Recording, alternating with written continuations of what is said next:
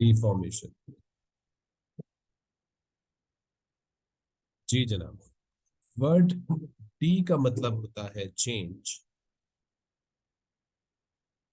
और फॉर्मेशन का मतलब होता है कॉन्फ़िगरेशन या अरेंजमेंट।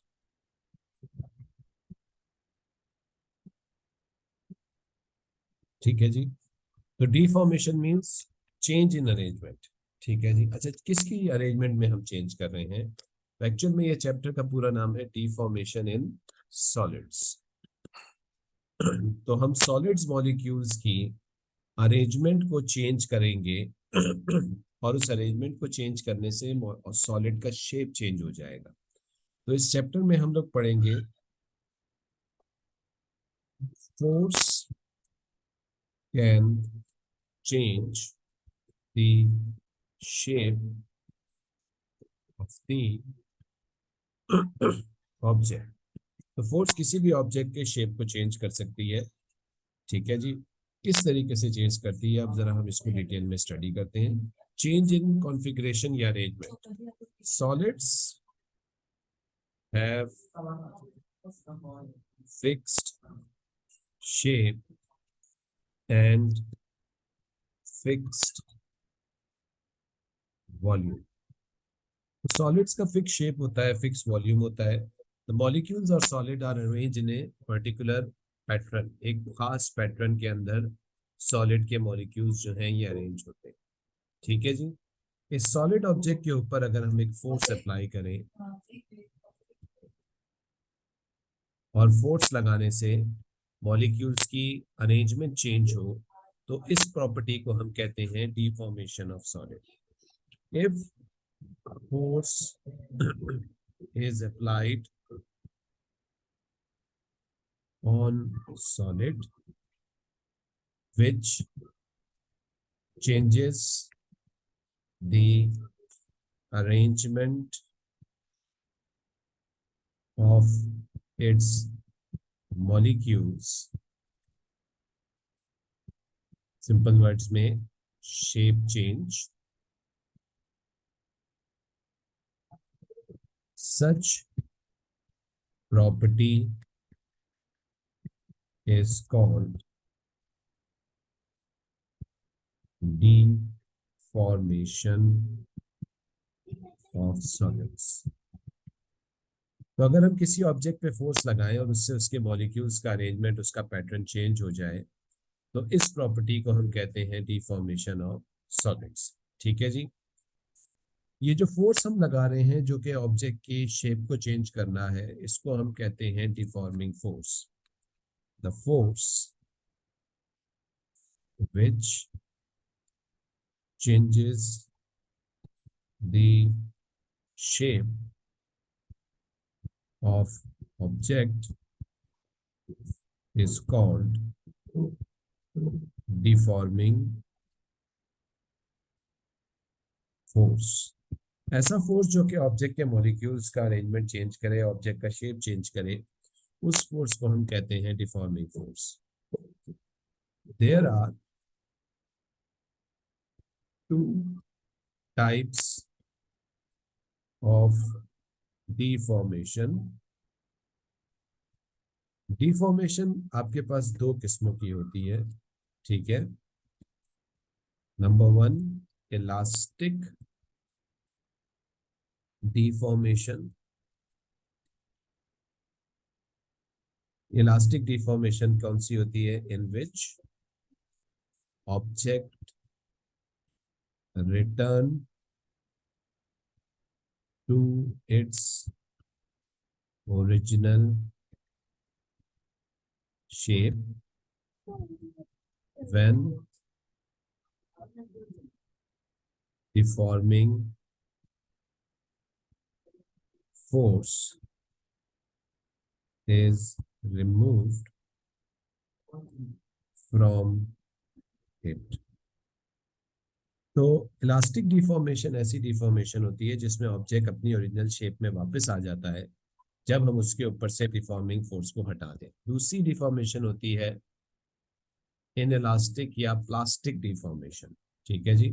इसके दो नाम हो सकते हैं, इन इलास्टिक या प्लास्टिक डिफॉर्मेशन।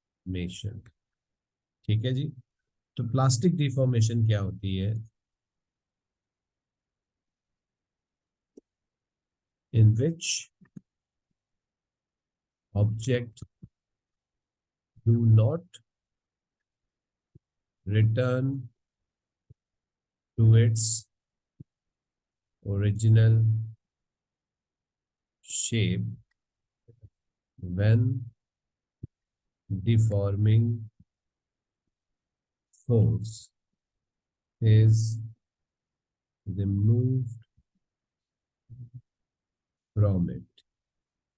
वैसी डिफॉर्मेशन जिसमें ऑब्जेक्ट अपनी ओरिजिनल शेप पे वापस ना आए जब हम उस पे से डिफॉर्मिंग फोर्स हटाएं, तो इसको हम कहते हैं प्लास्टिक डिफॉर्मेशन या नॉन इलास्टिक या इन इलास्टिक डिफॉर्मेशन। ठीक है जी। So this is the beginning of this chapter, deformation. Solid objects का शेप फिक्स और उनका वॉल्यूम भी फिक्स होता है। जब हम इन सॉलिड ऑब्जेक्ट्स के ऊपर फोर्स लगा के इनके शेप को चेंज करें, और शेप चेंज करने से बेसिकली शेप चेंज हो जाए, यानी मॉलिक्यूल्स की कॉन्फ़िगरेशन चेंज हो जाए, तो ऐसे फोर्स को हम कहते हैं डिफॉर्मिंग फोर्स। ठीक है जी। और लिक्विड्स और गैसेस के पास ये प्रॉपर्टी इसलिए नहीं होती क्योंकि उनका शेप फिक्स नहीं होता, उनका वॉल्यूम फिक्स नहीं होता। जबकि सॉलिड्स का आपके पास शेप भी फिक्स होता है, उनका वॉल्यूम भी फिक्स होता है। और जब हम उन पे फोर्स लगाते हैं तो उनसे उनके मॉलिक्यूल्स की कॉन्फ़िगरेशन चेंज होती है, जिसकी वजह से अल्टीमेटली उनका शेप चेंज होता है। ये जो शेप चेंज होता है ये दो किस्म का होता है। एक इलास्टिक होता है जिसमें हम डिफॉर्मिंग फोर्स जब हटाएं तो ऑब्जेक्ट वापस अपनी ओरिजिनल शेप में आ जाता है। और एक इन इलास्टिक डिफॉर्मेशन होती है जिसके अंदर हम लोग ऑब्जेक्ट पे से जब ये डिफॉर्मिंग फोर्स रिमूव करें तो ऑब्जेक्ट वापस अपने ओरिजिनल शेप के अंदर नहीं आता। ठीक है। सो this is the beginning of this chapter. इसमें कोई सवाल है किसी को तो पूछ ले। फरिया, उसैद, बेटा कोई क्वेश्चन है तो पूछ लो। जी बच्चों, कोई सवाल है? सर जी जी।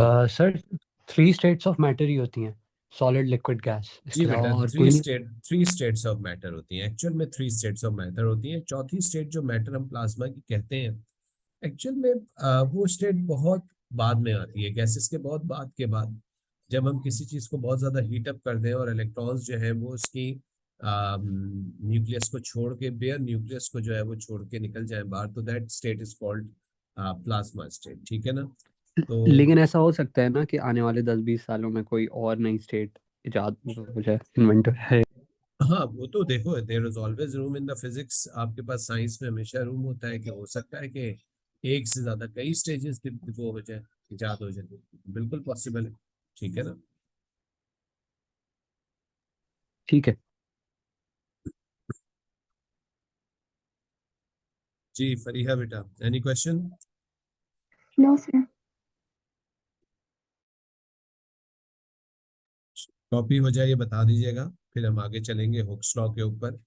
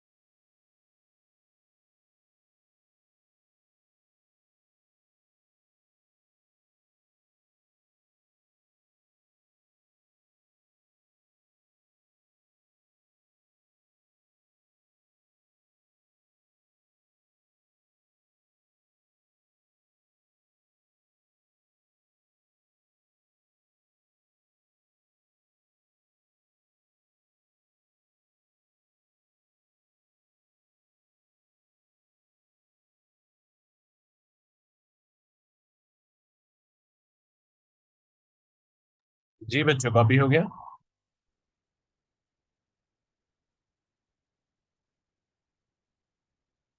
कॉपी हो गया बच्चों? जी सर। चलिए, तो शायद कॉपी हो गया। जी सर।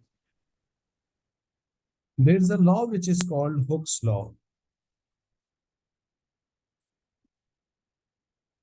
Hooke's law आपके पास क्या कहता है? Hooke's law ये कहता है, under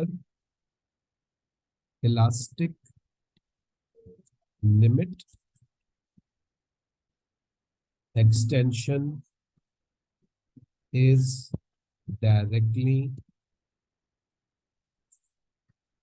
proportional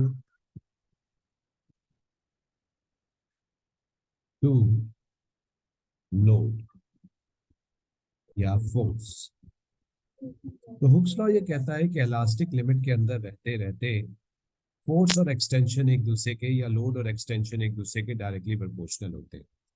इसका मतलब ये है कि जितना ज्यादा हम फोर्स अप्लाई करते जाएंगे उतनी ज्यादा एक्सटेंशन होती जाएगी, या हम जितना ज्यादा किसी ऑब्जेक्ट में एक्सटेंशन करते जाएंगे उतनी ही ज्यादा उसके अंदर अपोजिंग फोर्स जनरेट होती जाएगी। मैं इस बात को जरा क्लियर करता हूँ डिटेल से।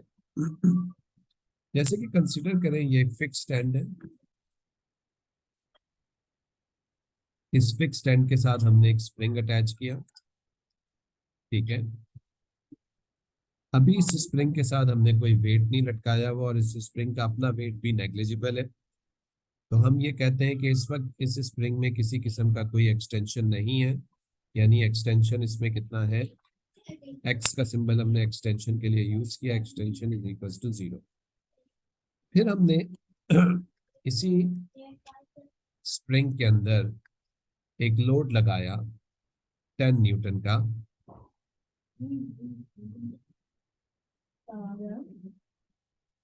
जब हमने इस पे 10 न्यूटन का लोड लगाया, 10 न्यूटन का फोर्स लगाया या लोड लगाया, तो हमने क्या नोटिस किया कि इस स्प्रिंग के अंदर कुछ एक्सटेंशन हो गया, यानी इसकी न्यू लेंथ आपके पास आ गई। एक्सटेंशन का फॉर्मूला होता है new length minus original length, ठीक है। कंसिडर करें कि ये स्प्रिंग की पहले लेंथ कितनी थी विदाउट लोड, 5 सेंटीमीटर, और अब हमें इसकी न्यू लेंथ मिल रही है कितनी, 7 सेंटीमीटर। तो इसका मतलब है कि अब आपके पास जो एक्सटेंशन हुआ, that extension is just 2 centimetre, ठीक है जी। तो हमने इस पे फोर्स लगाया 10 न्यूटन का, तो इसमें एक्सटेंशन हुआ 2 सेंटीमीटर का, ठीक है जी। तो extension x is equal to 2 centimetre. इसी डायग्राम में अगर हम इस स्प्रिंग पे और लोड लगाएं, लेट्स से हमने अब लोड बढ़ा के 10 से कितना कर दिया, 20 न्यूटन्स, ठीक है। तो 20 न्यूटन का लोड करने से हमने क्या देखा कि अब जो आपके पास न्यू लेंथ आ रही है इस स्प्रिंग की, दैट इज 9 सेंटीमीटर। 9 सेंटीमीटर का मतलब क्या है कि अब आपके पास जो न्यू एक्सटेंशन हुई है that is 4 centimetre, x is equals to 4 centimeter extension. This is also extension the previous one. तो जब जीरो फोर्स लगती है तो आपके पास एक्सटेंशन 0 होती है, 10 का फोर्स लगता है 2 की एक्सटेंशन होती है, 20 का फोर्स लगता है 4 की एक्सटेंशन होती है। इसका अगर हम एक ग्राफ बनाएं तो ये ग्राफ बनेगा लोड और एक्सटेंशन ग्राफ, और 0, 10, 20, 30, 2, 4, 6। जब जीरो लोड है या फोर्स है तो 0 एक्सटेंशन है, 10 के ऊपर 2 की एक्सटेंशन है, 20 के ऊपर 4 की एक्सटेंशन है, 30 के ऊपर कितनी एक्सटेंशन हो जाएगी, 6 की। तो this graph will be in straight line and passing through the origin. ये ग्राफ आपको ये बता रहा है कि जितना ज्यादा आप लोड लगाओगे, as load will increase, extension will also increase। तो जितना ज्यादा आप लोड लगाते जाओगे उतनी ज्यादा एक्सटेंशन बढ़ती चली जाएगी।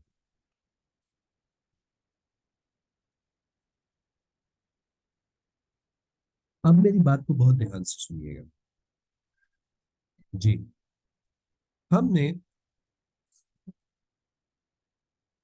डायग्राम बी में इसके ऊपर लोड लगाया 10 न्यूटन का। ये स्प्रिंग स्ट्रेच हुआ, स्ट्रेच होने के बाद 2 सेंटीमीटर की इसमें एक्सटेंशन हुई और अब ये नीचे मजीद नहीं जा रहा। पहले ये थोड़ा सा नीचे की तरफ मूव हुआ, स्प्रिंग स्ट्रेच हुआ, स्प्रिंग, और अब उसमें एक्सटेंशन 2 की हो गया, अब वो स्टॉप हो गया। मुझे एक बात बताइए, ये स्प्रिंग अब मजीद नीचे क्यों नहीं जा रहा, ऑल्दो नीचे की तरफ अभी भी 10 न्यूटन का फोर्स लग रहा है? Why it is not moving downward further? और नीचे क्यों नहीं जा रहा है? जी बच्चों। सर क्योंकि स्प्रिंग का मैक्सिमम मतलब पावर यूज हो गया। लेकिन फिर जब हमने 20 लगाया तो फिर 4 क्यों होंगे? सर प्रोपोर्शनल होगा शायद। ठीक है, और बेहतर आंसर कोई?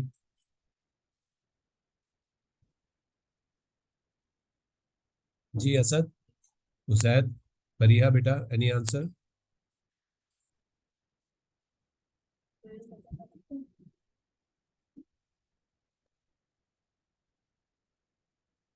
जी बच्चों। असद, उसैद, फरीहा, आवाज आ रही है मेरी? जी सर। जी बेटा, आंसर दें इसका। 10 न्यूटन का फोर्स नीचे की तरफ लग रहा है, स्प्रिंग 2 सेंटीमीटर की एक्सटेंशन करता है, फिर मजीद नीचे नहीं जाता, क्यों नहीं जा रहा?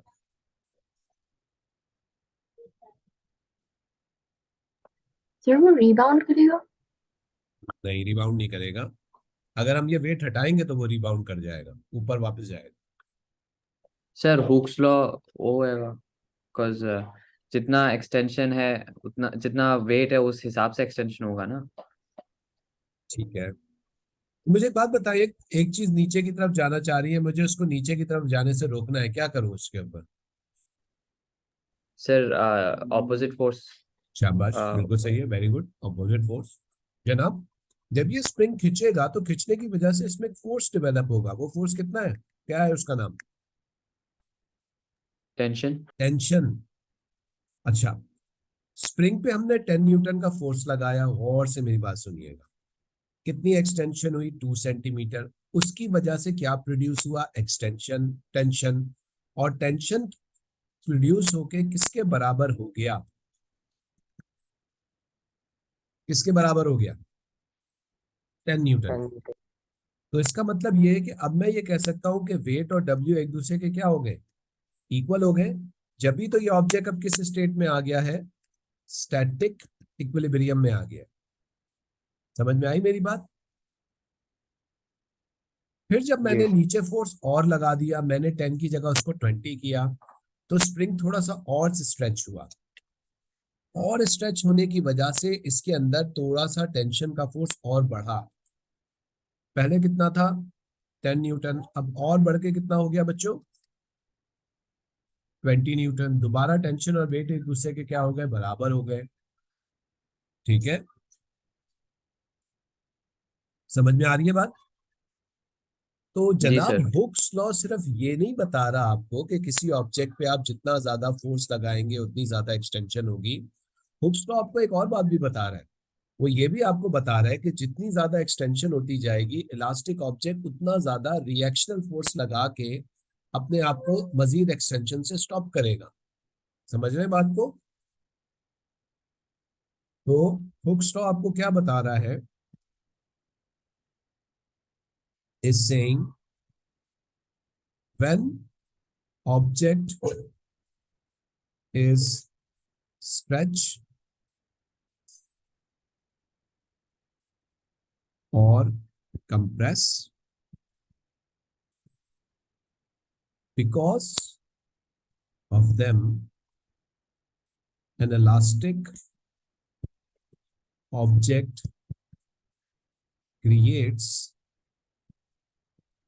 a reactional force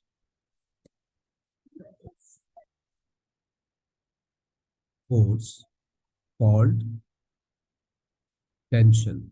तो जब हुक्स लॉ आपको ये कह रहा है कि जब आप किसी ऑब्जेक्ट को स्ट्रेच करते हैं तो स्ट्रेचिंग की वजह से उस ऑब्जेक्ट के अंदर एक रिएक्शनल फोर्स जनरेट होता है, बगैर खींचे बगैर, जैसे पानी में डाले बगैर अपथ्रस्ट नहीं बनेगी, इसी तरीके से किसी भी ऑब्जेक्ट के ऊपर टेंशन फोर्स तब तक नहीं बनेगा जब तक उसके अंदर किसी किस्म की एक्सटेंशन ना हो। जब एक्सटेंशन होगी, कंप्रेशन होगी, तो ही उसके अंदर जो है वो टेंशन का फोर्स डेवलप होगा, अदरवाइज टेंशन का फोर्स उसमें बगैर एक्सटेंशन या कंप्रेशन के डेवलप नहीं हो सकता। जितनी ज्यादा तुम एक्सटेंशन करोगे उतना ज्यादा उसके अंदर टेंशन का फोर्स, अपोजिंग फोर्स डेवलप होगा। हुक्स लॉ आपको ये बात भी कह रहा है, ठीक है? ये पॉइंट समझ आया सबको? सर आप जरा वापस एक्सप्लेन कर सकते हैं? मैं वापस एक्सप्लेन कर देता हूँ। देखें, हम ये कहते हैं कि जनाब हम किसी ऑब्जेक्ट पे जितना ज्यादा फोर्स लगाएंगे उतनी ज्यादा एक्सटेंशन होगी, ठीक है ना? That's very simple. लेकिन हुक्स लॉ कुछ और भी कह रहा है। हुक्स लॉ ये कह रहा है कि जितनी ज्यादा किसी ऑब्जेक्ट में एक्सटेंशन करोगे, एक्सटेंशन होने की वजह से उसमें एक रिएक्शन फोर्स बनेगा जो फर्दर एक्सटेंशन को स्टॉप करने की कोशिश करेगा, और उसका नाम है टेंशन फोर्स। अगर तुम्हें एक्सटेंशन और चाहिए तो तुम्हें फोर्स बढ़ाना पड़ेगा। 10 न्यूटन से अनलिमिटेड एक्सटेंशन तुम कर नहीं सकते। 10 न्यूटन से सिर्फ 2 सेंटीमीटर की एक्सटेंशन हुई, क्योंकि 2 सेंटीमीटर खिंचने की वजह से स्प्रिंग ने अपने अंदर एक रिएक्शनल फोर्स बना लिया। कितना रिएक्शन फोर्स बनाया? 10 न्यूटन का टेंशन फोर्स ऊपर की तरफ, और मजीद एक स्प्रिंग को एक्सटेंड होने नहीं दिया। अब फरिया की बात पे आते हैं। जो उसने कहा था वो बिल्कुल सही कहा था। मुझे बताइए कि पी डायग्राम में अगर मैं एकदम से ये लोड हटा दूं तो ये स्प्रिंग यहीं रहेगा या वापस ऊपर की तरफ उछलेगा? जी, एकदम से ये वो लोड हटा दूं तो ये स्प्रिंग यहीं पे खिंचा रहेगा या वापस ऊपर की तरफ जाएगा? है भाई? सर वापस ऊपर की जाएगा। तरफ जाएंगे। वापस ऊपर की तरफ जाएगा। अगर वापस ऊपर की तरफ जाएगा तो न्यूटन का लॉ तो ये कहता है कि कोई ऑब्जेक्ट अपनी खुद से अपनी स्टेट को चेंज नहीं कर सकता। तो वापस ऊपर इसलिए जा रहा है क्योंकि इसमें कौन सा फोर्स डेवलप हुआ हुआ है? बताइए, which force is develop? Inertia. Tension. Tension develop हुआ ओके। है, टेंशन फोर्स डेवलप हुआ है, और वो टेंशन वापस स्प्रिंग को खींच के उसकी ओरिजिनल शेप में ले आएगा। समझ में आ रही है बात? सी वाली डायग्राम में मैंने एक्सटेंशन ज्यादा की, ज्यादा फोर्स लगाया, 20 न्यूटन का लगाया, तो स्प्रिंग ज्यादा एक्सटेंड होने की वजह से अपने अंदर ज्यादा टेंशन क्रिएट करता है। यानी हुक्स लॉ एक्चुअली में ये कह रहा है कि tension is directly proportional to extension. जितना ज्यादा किसी ऑब्जेक्ट के अंदर तुम एक्सटेंशन करते जाओगे उसमें उतनी ही ज्यादा टेंशन फोर्स डेवलप होती जाएगी। ये ग्राफ मैंने लोड और एक्सटेंशन का बनाया है।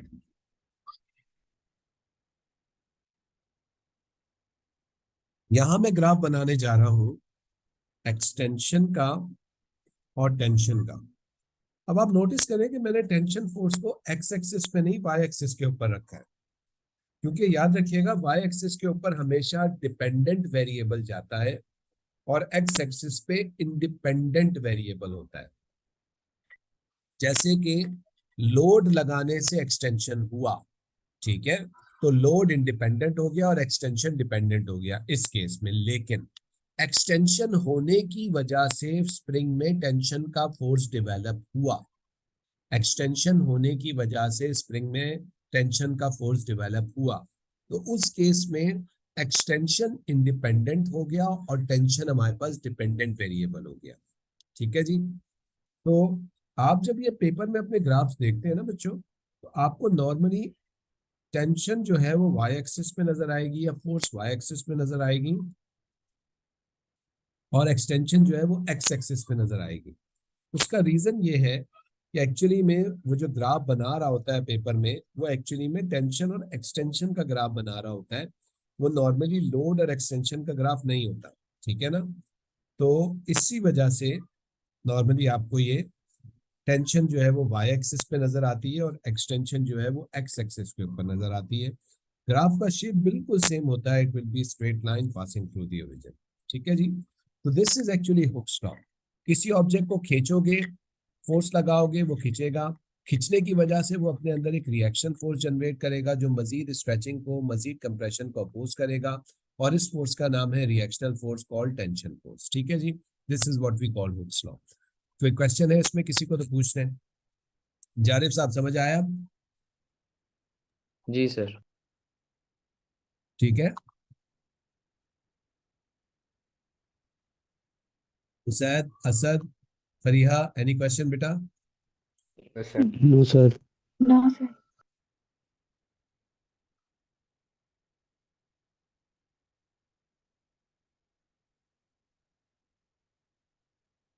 कॉपी हो जाए बता दीजिएगा।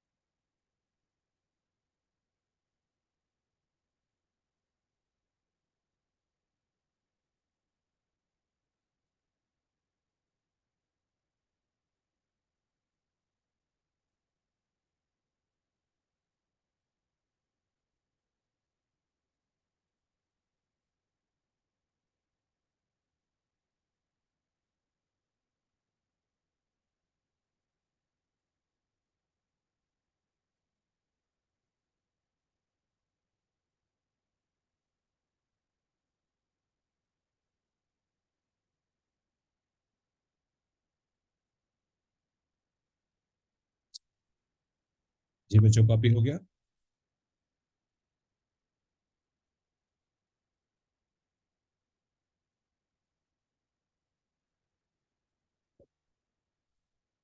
कॉपी हो गया बच्चों? शायद कर रहे हैं अभी। Done, sir.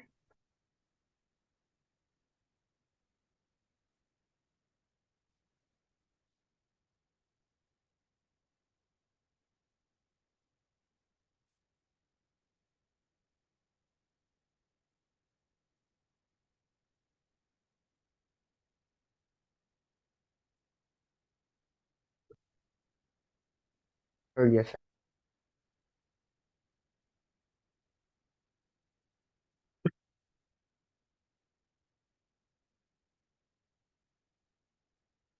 जी असद, उस हो गया कॉपी? जी सर। जी सर, कॉपी हो गया। जारिफ हो गया कॉपी? जी सर, हो गया।